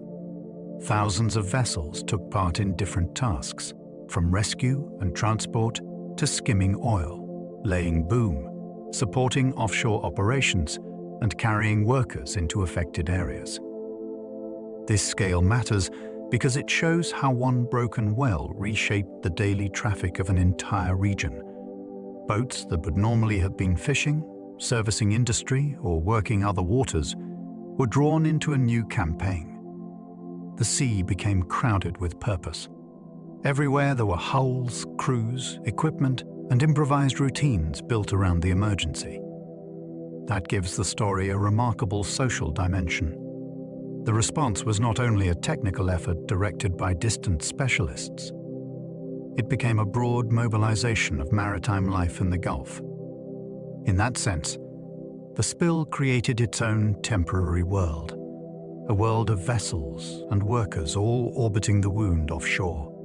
Fishing grounds closed as livelihoods vanished almost overnight. For many people along the Gulf Coast, the disaster did not first arrive as engineering failure or environmental theory. It arrived as closure. Waters that supported fishing were shut down, and with those closures came an almost immediate collapse in daily livelihood for many working families. That speed is part of what makes the story hit so hard. A fisherman can understand risk, bad weather, and lean seasons. What is harder to absorb is the sudden disappearance of access itself. One day, the water is your workplace. Then the water becomes forbidden, uncertain, or commercially tainted. That change radiated through households, docks, processors, and markets with brutal force. It was not an abstract future concern. It was rent, food, debt, and identity suddenly thrown into doubt. The disaster became economic in the most intimate sense. It interrupted the ordinary rhythm by which people made a living from the sea, and it did so with a swiftness that felt almost unreal. Gulf communities faced an economic wound as well as an ecological one.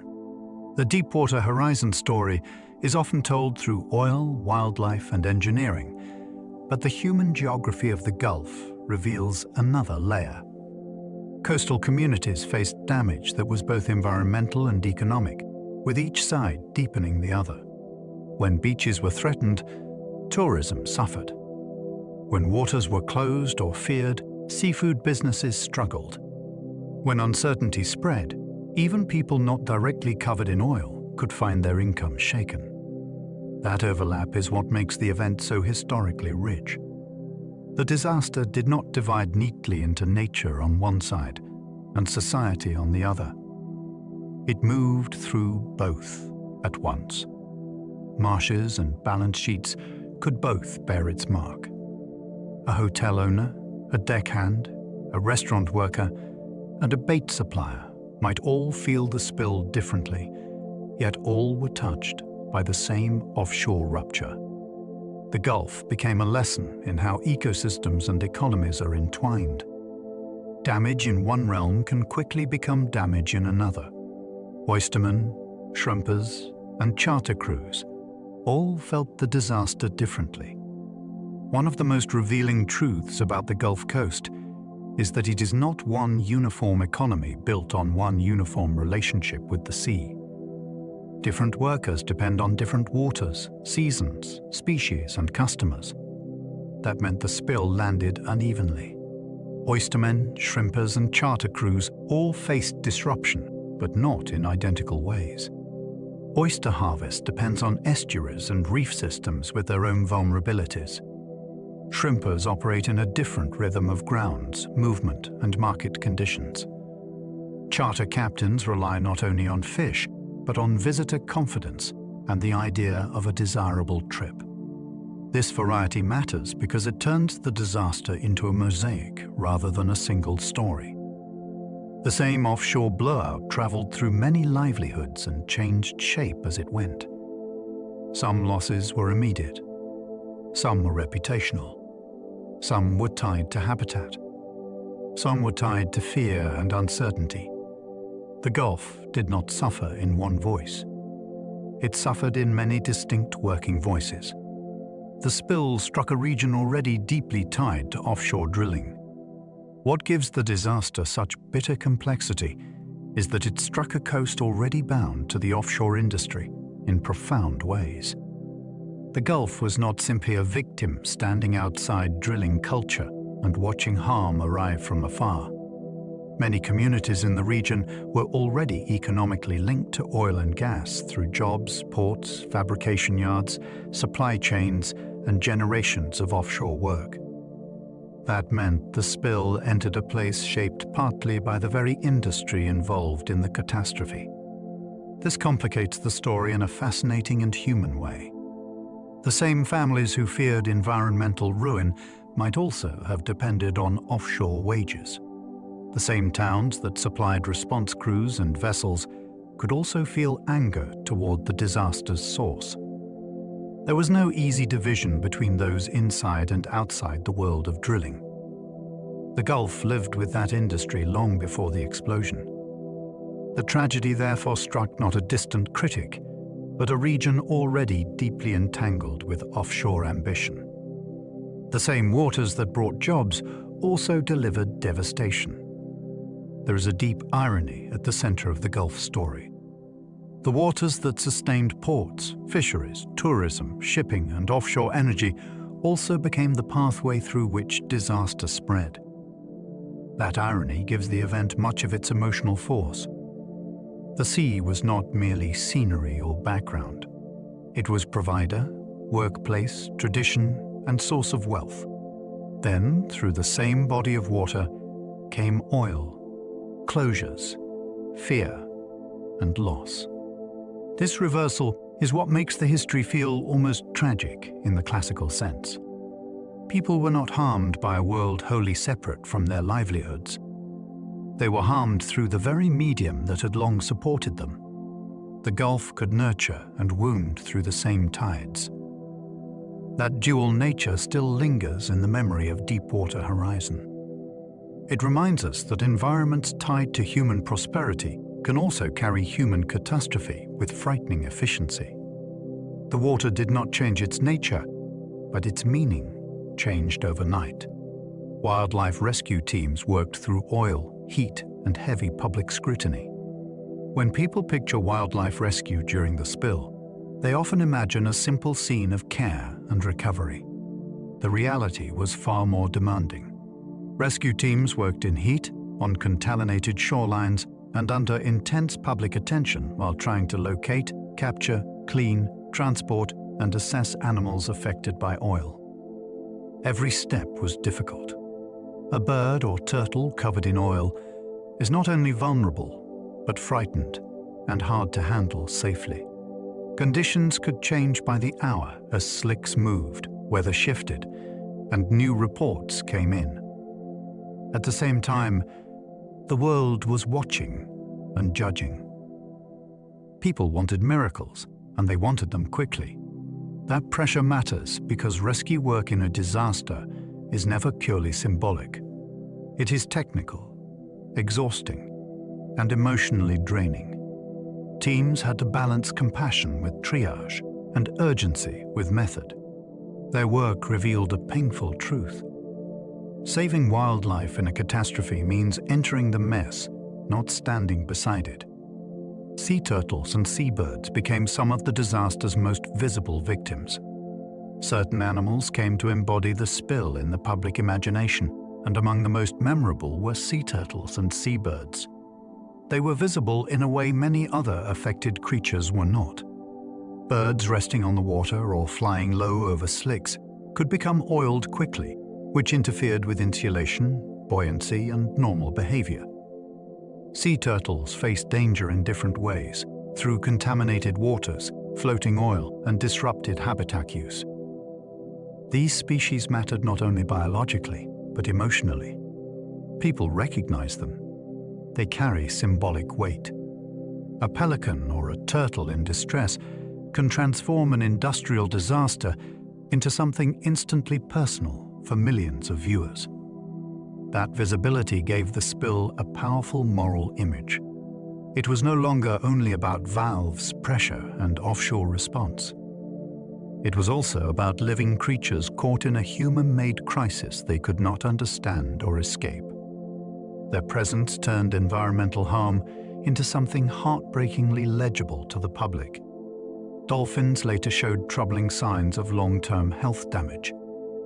Some of the most sobering evidence emerged not in the immediate chaos, but in the years that followed, when scientists began documenting troubling health effects in dolphin populations from affected areas. Dolphins are especially compelling in this story because they are intelligent, social, and deeply familiar to the public. Yet they also serve as important indicators of ecosystem health. Researchers found signs of illness and stress that suggested the spill's consequences were not limited to what could be photographed on the surface in the first weeks. That gave the disaster a longer shadow.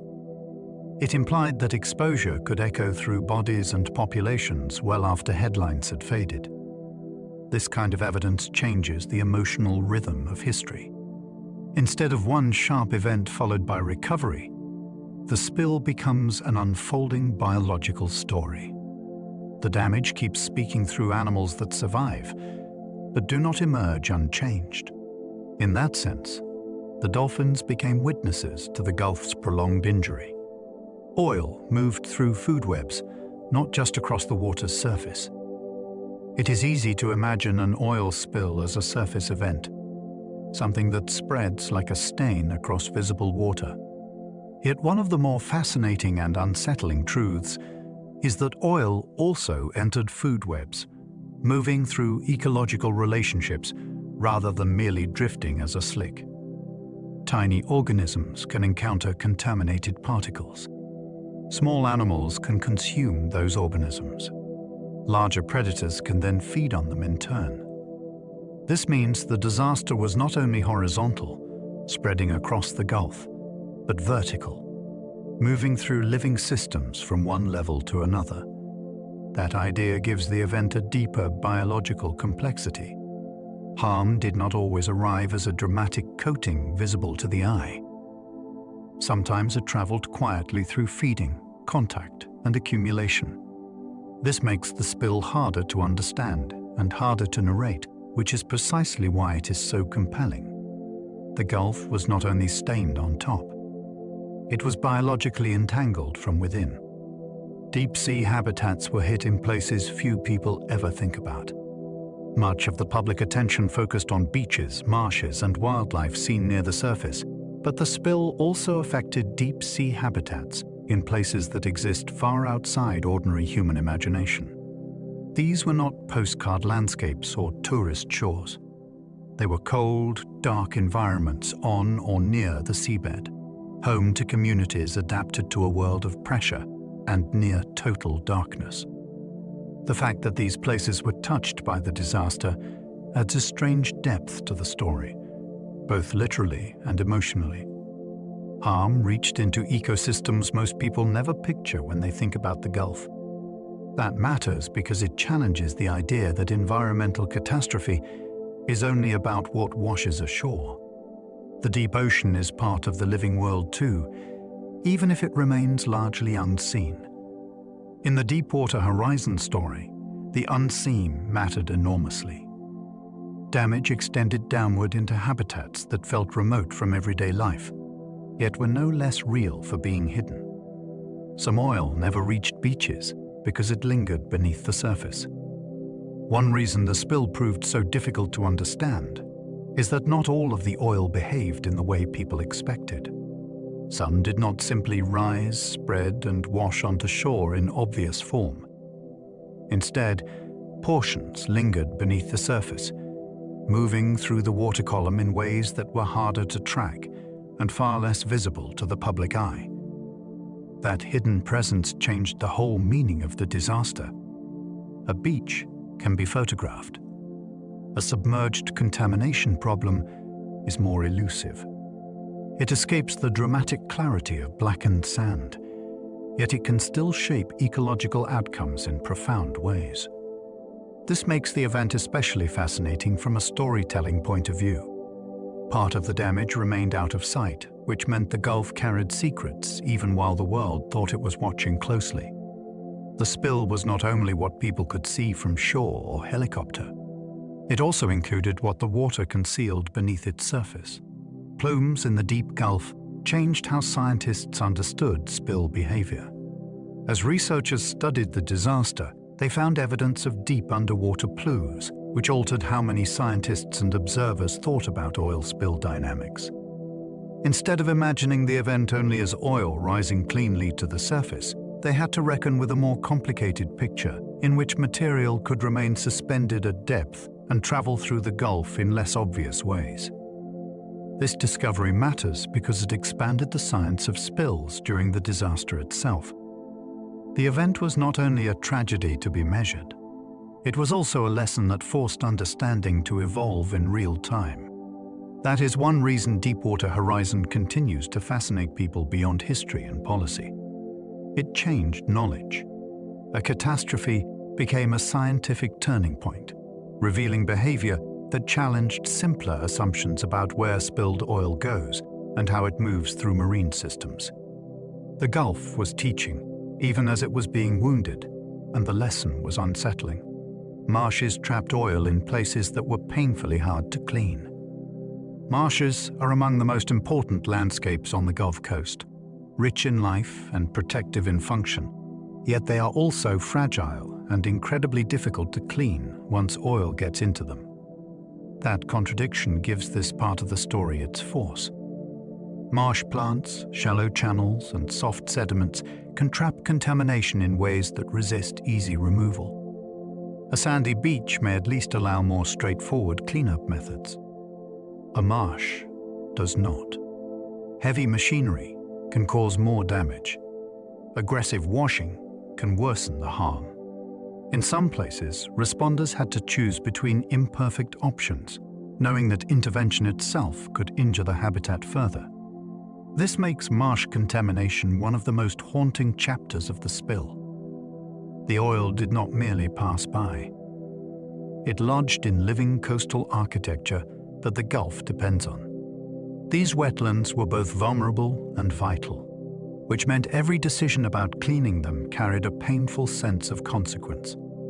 Even microbes became part of the story, feeding on the spilled oil. Not every response came from ships, crews, or engineered systems. Some of it came from life already present in the Gulf. Microbes capable of consuming hydrocarbons became part of the story because they responded to the oil as a new abundance of chemical food. That fact is fascinating in a deeply scientific way. It reminds us that the ocean is not passive. It contains living communities with metabolic abilities that can alter the fate of pollutants. Yet this is not a simple tale of nature cleaning everything up neatly. Microbial activity can help break down oil, but it unfolds within a broader web of conditions, limits, and trade-offs. The importance of microbes adds another layer to the disaster's strange complexity. Alongside fireboats, robots, dispersants, and drilling relief wells, there were microscopic organisms participating in the aftermath.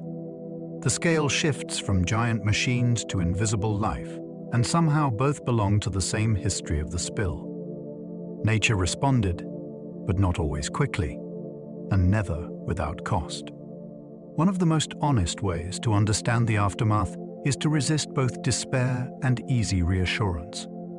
The Gulf was not lifeless after the spill, and natural processes did begin working on the oil and its consequences. Waters moved, microbes acted, species persisted, and some habitats showed signs of resilience. Yet none of that happened instantly, and none of it happened without damage already done.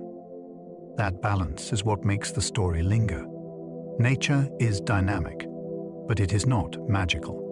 Recovery can be partial, uneven, and slow. Some injuries fade. Some remain. Some can only be understood over long stretches of time. This gives the ending of the environmental story a different tone from the ending of the engineering one. A well can be sealed on a date. An ecosystem does not recover on command. It responds in layers, with gains and losses mixed together. The Gulf endured, but endurance is not the same thing as escaping harm. The disaster reshaped offshore safety rules across the United States. After the blowout, the story did not end at the wellhead or the shoreline. It moved into rulebooks, inspections, and the architecture of offshore oversight. Federal authorities tightened requirements in areas such as well design, blowout preventers, workplace safety systems, and emergency planning.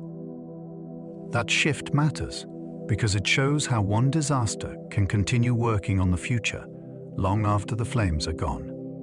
The industry had been forced into a new phase of self-examination. Practices once treated as sufficient no longer looked untouchable. Regulators, engineers, and operators all had to face a difficult question. If this could happen in one of the most technologically advanced offshore settings on Earth, what had to change everywhere else? That is what gives the aftermath such historical power. The event did not simply produce sorrow and cleanup. It produced a rewriting of what safe offshore work was supposed to mean, and the rewriting became part of the legacy. A new federal safety agency emerged from the aftermath. One of the clearest signs that the disaster changed the American state itself was the reorganization of federal oversight for offshore energy. In the wake of the blowout, the government broke apart older arrangements and created a new safety-focused agency structure, separating revenue collection from regulation and from safety enforcement. That sounds bureaucratic at first, yet it is actually a fascinating historical development. Institutions often reveal their weaknesses only after catastrophe. When they are redesigned, the redesign tells you what the nation believes went wrong. In this case, the lesson was not only about faulty equipment or bad judgment offshore. It was also about the need for clearer, stronger, more specialized oversight on land. A new agency is a political and administrative monument of sorts. It means the disaster left such a mark that the government itself had to be rebuilt around the lesson. The rig sank in the Gulf, but its shock waves reached Washington and altered the machinery of regulation. Macondo became a warning studied in engineering and risk management worldwide. Some disasters remain local in meaning. Macondo did not. It became a case study taught and discussed far beyond the Gulf of Mexico, in engineering programs, safety circles, management seminars, and boardrooms around the world. That spread is part of what makes the story so enduring. The blowout was specific in place and time, yet the lesson seemed universal. Complex systems can drift toward failure. Warning signs can be normalized. Layers of defense can appear strong until they are tested together. Those themes travel easily across industries because they do not belong only to offshore drilling. That is why the name Macondo acquired a second life as a cautionary reference. It began as a prospect in deep water. It became a warning label in global professional culture.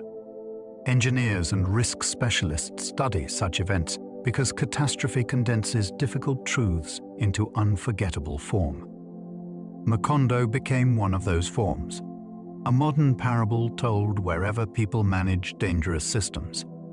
Investigators concluded there was no single cause, only cascading failure. Perhaps the most unsettling official lesson was that the disaster could not be reduced to one cause that neatly explained everything.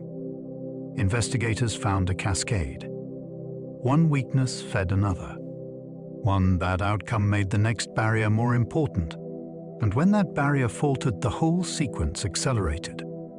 This matters because people often crave a single, decisive answer.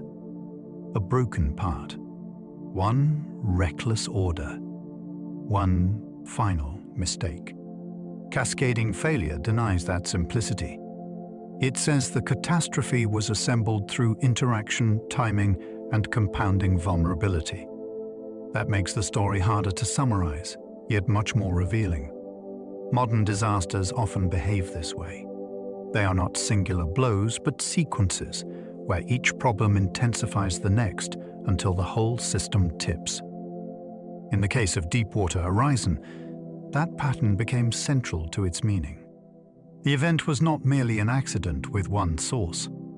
It was a chain reaction in which separate troubles linked together and became far more destructive than any one of them alone. The explosion exposed how normal work can hide extraordinary danger. One reason this story stays with people is that so much of it unfolded inside routine. The crew were not performing some obviously cinematic act that screamed catastrophe to any observer. They were working through familiar processes, readings, handoffs, and late-stage tasks that belong to the ordinary life of a drilling operation. That is precisely what makes the danger so profound. Extraordinary disaster can hide inside perfectly recognizable work. A person can be surrounded by procedures, expertise, and daily competence, yet still be edging toward a cliff no one fully sees. This theme reaches far beyond offshore history. It touches something universal about modern systems. Familiarity can calm the mind even while risk is quietly building. The explosion exposed that tension with brutal clarity. The setting looked organized. The work had names, steps, and logic. Yet beneath that surface, conditions were gathering towards something immense. Catastrophe did not arrive from outside routine. It emerged through routine and then shattered it. It showed that rare disasters are often built from familiar shortcuts. History often teaches the same uncomfortable lesson in different settings. Catastrophic events are not always born from wild recklessness or theatrical villainy. More often, they grow out of choices that feel ordinary, efficient, explainable, or temporary at the moment they are made. A shortcut may save time. A doubtful reading may receive a convenient interpretation. A delay may encourage a little more optimism than caution deserves. None of these acts has to feel dramatic in isolation. That is exactly the danger. Familiar shortcuts can accumulate without announcing that they are building a path toward disaster. Deepwater Horizon gave that pattern a modern, unforgettable form. The event showed how people can move through a sequence of manageable seeming decisions and arrive somewhere unmanageable. That is why the story remains so compelling to listeners. It does not belong only to exotic deep-water engineering. It belongs to a broader human tendency to let convenience and momentum reshape judgment until a rare disaster becomes possible. Deepwater Horizon changed how the world talks about offshore drilling. Before the blowout, offshore drilling often appeared in public conversation as a technical enterprise discussed through energy demand, engineering achievement, and economic necessity. Afterward, the language changed. The phrase now carried a stronger association with systemic risk, environmental vulnerability, and the possibility that even advanced operations could fail on a historic scale. That shift in public language is more important than it first sounds. How people talk about an industry shapes how they imagine its legitimacy, its limits, and the trade-offs it asks society to accept.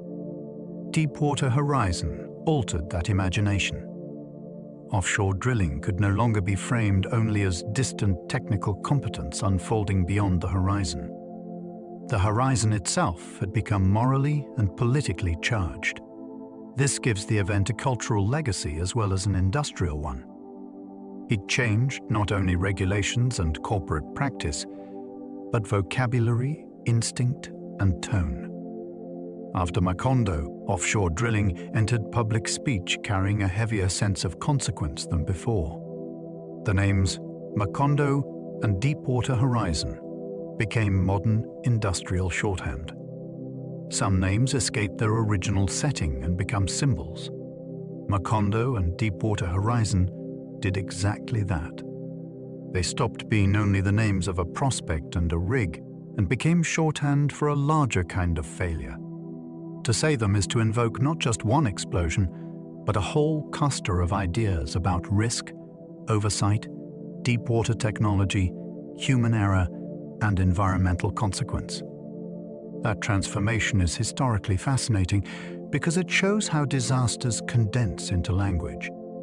A place name or equipment name becomes a compressed warning, a quick way of referring to a vast and complicated lesson. We see this across history with battles, reactor sites, and collapsed institutions. Deepwater Horizon joined that category. The words themselves began carrying weight beyond their literal meaning. They could summon a cautionary tale in a meeting room, a classroom, or a policy debate. In that sense, the disaster entered collective memory so deeply that its names became part of how modern society thinks. The story is about technology, but also judgment, pressure, and fallibility. It is tempting to tell this disaster as a drama of machines alone, because the machinery was spectacular and the setting was extreme. Yet the deeper fascination lies in the mixture of technology with very human traits. Judgment mattered. Pressure mattered, both geological and organizational. Fallibility mattered, not as a moral insult, but as a condition of being human inside complex systems. People interpret data. People balance caution against schedule. People trust equipment. People persuade one another that a troubling sign has a harmless explanation. That is why the story feels so rich and so unsettling. It cannot be filed away as merely a technical failure in some remote corner of industry. It is also about how human beings think and act when powerful systems invite confidence. The machines were extraordinary, but they were never the whole story. Beneath the steel and procedure lay the older drama of limited judgment facing immense consequence. And that older drama is what gives the event lasting depth. Long after the fire went out, the lessons were still unfolding. Some disasters end when the flames stop and the wreckage settles. Deepwater Horizon did not. Its lessons continued to unfold through lawsuits, scientific studies, policy reforms, environmental monitoring, corporate reckoning, and the slow work of public memory. That long afterlife is one reason the story remained so compelling. The event kept revealing new dimensions of itself. One year it might be discussed through wildlife findings. Another year through engineering reports, safety culture, or the economics of restoration. The disaster behaved less like a closed chapter and more like a source that kept releasing meaning over time. That gives it a uniquely lingering presence in modern history. Even once the burning platform was gone and the well was sealed, people were still discovering what the catastrophe had changed. Some lessons were technical. Some were political. Some were almost philosophical. The fire ended in the past, but the understanding arrived slowly, which meant the history kept growing after the spectacle was over. Tonight we drifted far out into the Gulf of Mexico, to a place where ocean and industry met in one of the most dramatic moments in modern history. We followed a towering offshore rig that once floated over dark water a mile deep. We listened to the story of a single well called Macondo, and how a chain of decisions, pressures, and hidden failures turned routine work into catastrophe. We watched the platform burn against the night sky. We followed the long months as oil spread across the Gulf and engineers struggled to regain control of a well far beneath the sea. We saw how the disaster touched wildlife, coastlines, fishing communities, and the deep ocean itself. And we traced how its lessons traveled far beyond the water, reshaping safety rules, engineering practice, and the way the world thinks about offshore drilling. History often feels distant, but stories like this remind us how closely human ambition and the natural world are woven together. Far below the waves, in cold darkness and crushing pressure, a single well changed the course of many lives and many conversations. But now the story can rest. Let the images fade like distant lights on the horizon. The rigs, the vessels, the restless sea. Let your breathing slow and allow your thoughts to loosen their grip on the day behind you. The Gulf grows quiet again, and the long work of night continues beneath the stars. If you enjoyed this journey through history, you might like the next story waiting on your screen. And if these calm explorations help you unwind, feel free to like the video, subscribe, or share a thought below so more sleepy travelers can find their way here. For now, simply rest. Sleep well, and good night.